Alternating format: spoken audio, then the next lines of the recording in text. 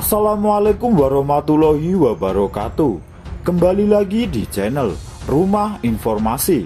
Namun sebelum lanjut ke video, kasih jeda waktunya untuk menekan tombol subscribe dan lonceng notifikasinya. Bila sudah, kembali simak videonya.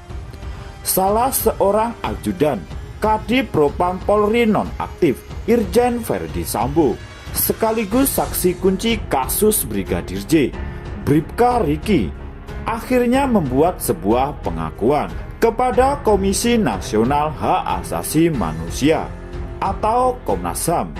Bribka Riki mengaku melihat baku tembak antara Brigadir J alias Brigadir Yosua dengan Baradae dari balik kulkas.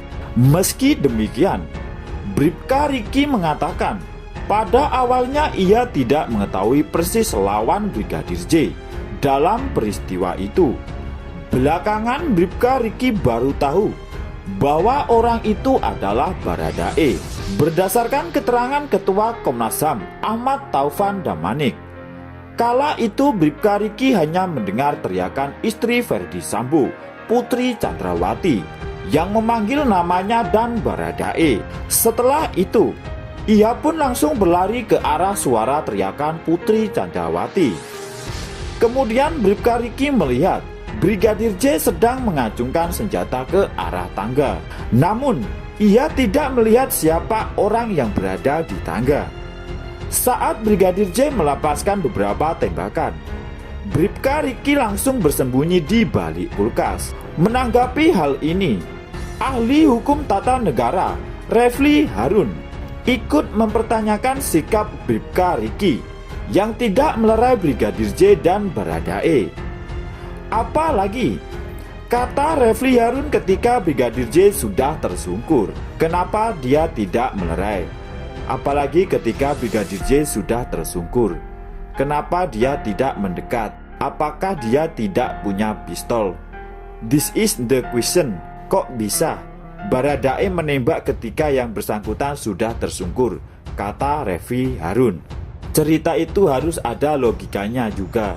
Jangan kemudian jauh dari logis, sambung Refli Harun.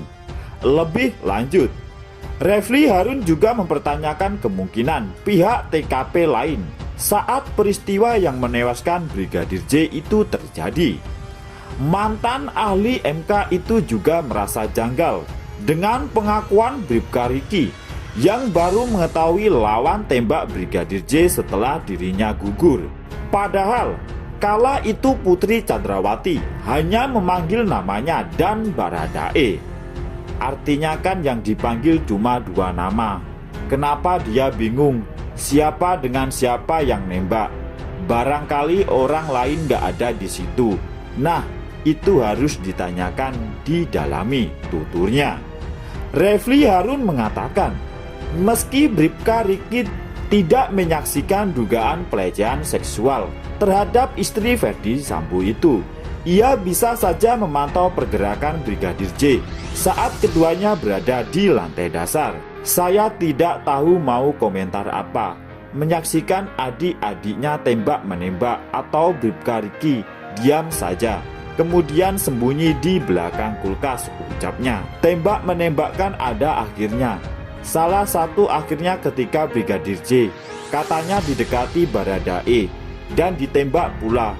Masa dia nggak lihat orang tersungkur misalnya? Karena dia kan juga polisi dan pangkatnya lebih tinggi. Apakah dia tidak punya keinginan untuk melindungi temannya? Kata Refli Harun. Hal ini menurut Refli Harun membuat keterangan Bribka Riki menjadi tidak logis. Sekian informasi yang dapat kami sampaikan. Terima kasih sudah menonton video ini sampai habis. Dan jangan lupa share videonya.